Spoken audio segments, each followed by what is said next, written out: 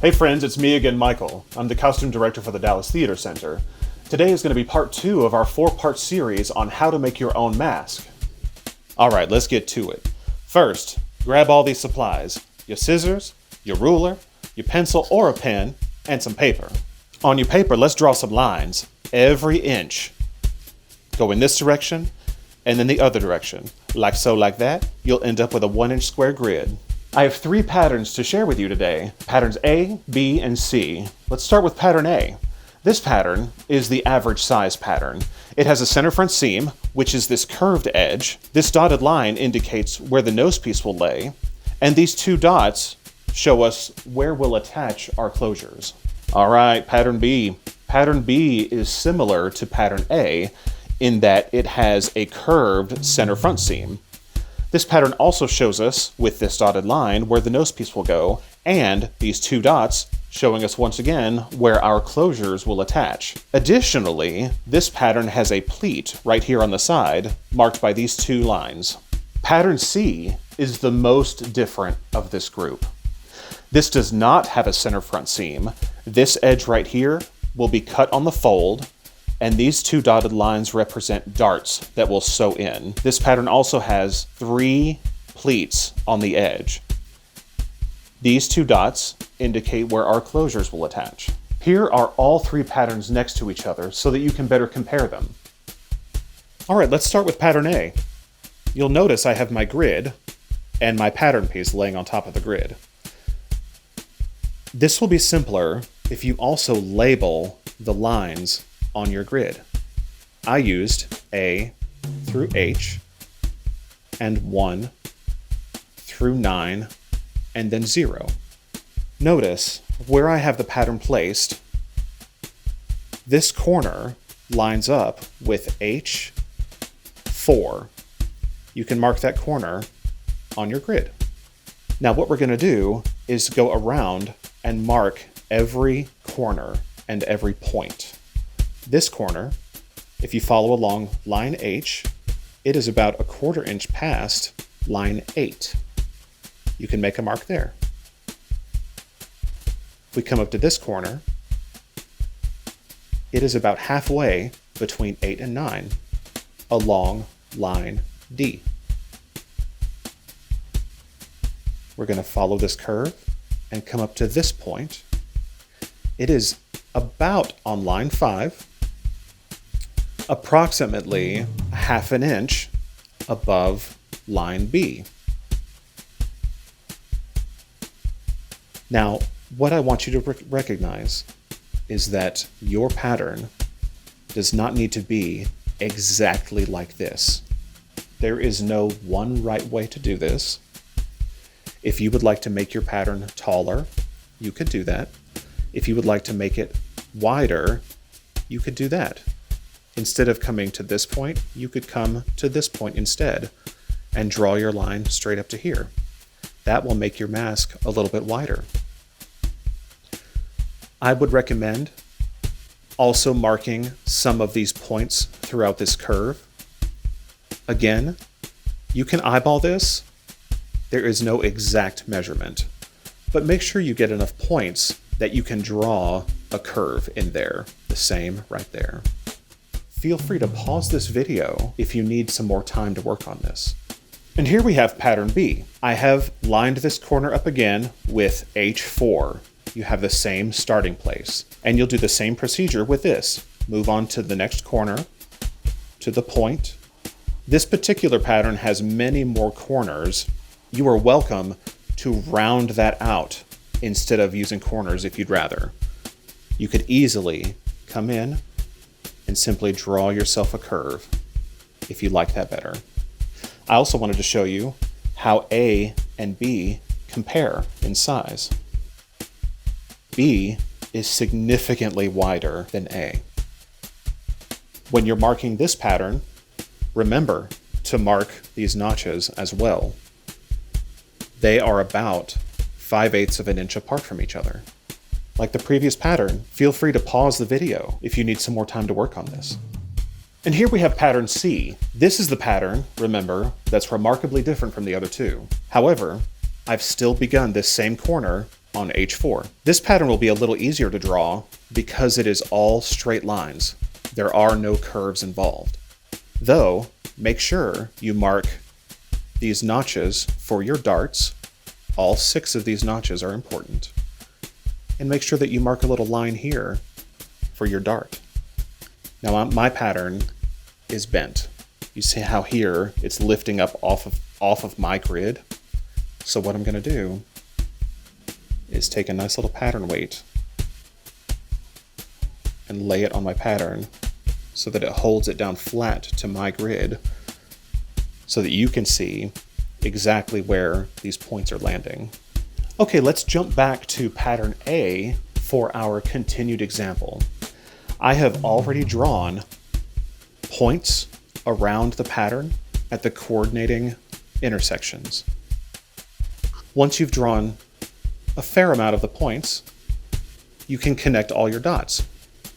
Use your ruler on the straight edges, but on the curved edges, it's easy enough to freehand these, especially if you've selected points that are close enough together along the curve.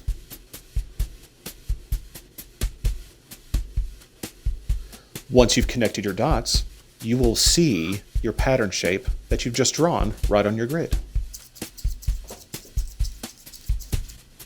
Done! Now I'd like to show you a quick and easy way to make some adjustments to your pattern. Grab your pencil, grab your ruler. Draw a line from left to right across the middle. And then, about center, draw a line from the top to the bottom, and you'll have a crosshair. This is a very basic form of what we call slashing and spreading, because I'm about to slash my pattern across this line. If you've decided that you'd like to alter your pattern, and you've already marked this crosshair, go ahead and slash, cut your pattern. If you would like your pattern to be taller or shorter, only split it from left to right. If you'd like your pattern to be narrower or wider, only split it from top to bottom. If you would like it to be a combination of that, split both, which is what I've done here. To make it taller, simply spread the top half and the bottom half apart and add a gap of about 1/2 inch. This is really going to depend on how much larger you want this mask to be. You can add as much as you like. The same is true in the other direction. Split it apart.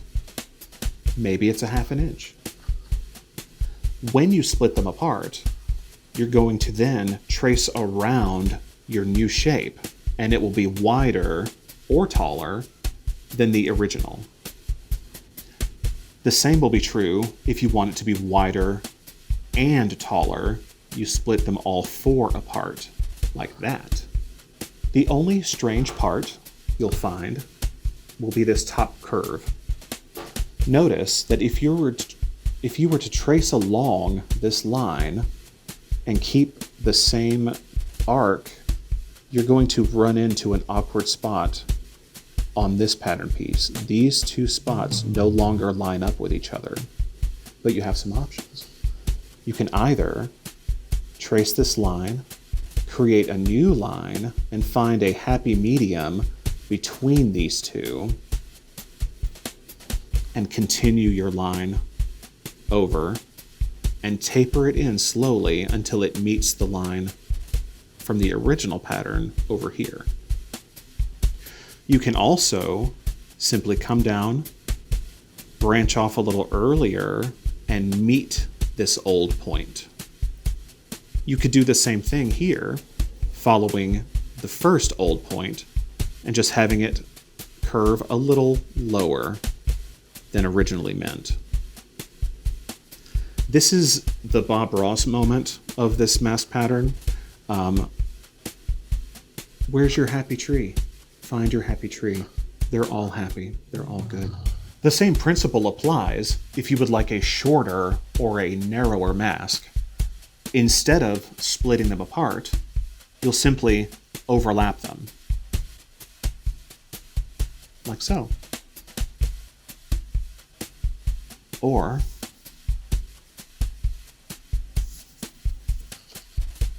like so.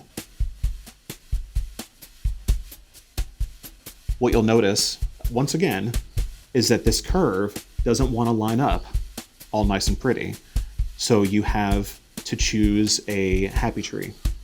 You can either find the happy medium between these two lines and draw your own little graceful curve, or you can meet this line or stay with this line and have it taper over.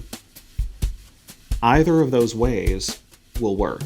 If you have any questions about the pattern, you can email my assistant, who was dying to be in this video. Now that we've gotten our pattern situated, we're ready for the next step. That next step will be marking and cutting our fabric. So what you'll need is your fabric. If you have a dark color fabric like I do, you will need a light colored pencil or a white color, like I mentioned in the first video. If you have a light colored fabric to medium tone fabric, a regular pencil is just fine. You'll also need your very sharp scissors. You could also use pins to pin your pattern down to your fabric, or use something to weigh your pattern down if you don't want it to move very much. I'm electing to not use weights or pins because this pattern piece is small enough that I can simply hold it with my hand while I trace around it. Now, if you're using one of the other patterns, make sure that you also make a little mark or a notch where the pleats live. Okay? That's important. You will also ultimately cut out multiples of this piece. If you're using pattern A or B, you'll at least need to cut 4 of this piece. If you're using pattern C, you should cut 2 of those. The difference with pattern C, remember, this tall side is cut on the fold, like I mentioned. So, fold your fabric. Make some room for myself. Fold your fabric. Here is the fold of my fabric. The edge of the pattern that I said would be the fold, which on pattern C is the taller side. You line that up with the fold of your fabric. And you trace around those other 3 edges while marking all those notches for the pleats. Then you will cut those 3 edges, and once they are cut, you can open up your piece and it's suddenly twice the size, like that. You'll need 2 of those. So I have one of my fabric pieces cut out now. You'll notice I've made some marks with my pencil. I've included a dot in this corner and a dot in this corner as a reminder that that is where my closure will go. I also included 2 little marks here as an example for the other 2 pattern pieces. Pattern A does not have any pleats, so I don't really need notches on this pattern. But for patterns B and C, to mark those pleats, you want a little line right on your fabric to tell you where that pleat's going to be once you're sewing it together. And just for fun, I've added a little dotted line up here to remind me of where my nose piece will sit. Now, cut 4 of these of pattern A and B, and cut 2 of your pattern C. Did you get your pattern all done? Did you get your fabric cut? You already done? Okay, that's awesome. You are awesome. I knew you could do this. Good job. Your mask is gonna be amazing. I can't wait to see it. So now, for a quick second, let's talk about closures in a little more detail. In the first video, I talked about using elastic. Make sure you use 100% cotton elastic for this, and that's totally because of the washing process. All of this hot wash and the boiling water, cotton elastic will last longer than regular elastic. Now that's going to be hard to find locally, you'll have to order it most likely. So if you don't have access to that, you could also use a shoelace, like I mentioned in the first video. But if you don't have any spare shoelaces and you don't want to run to the store, which I get, you could cut up an old t-shirt.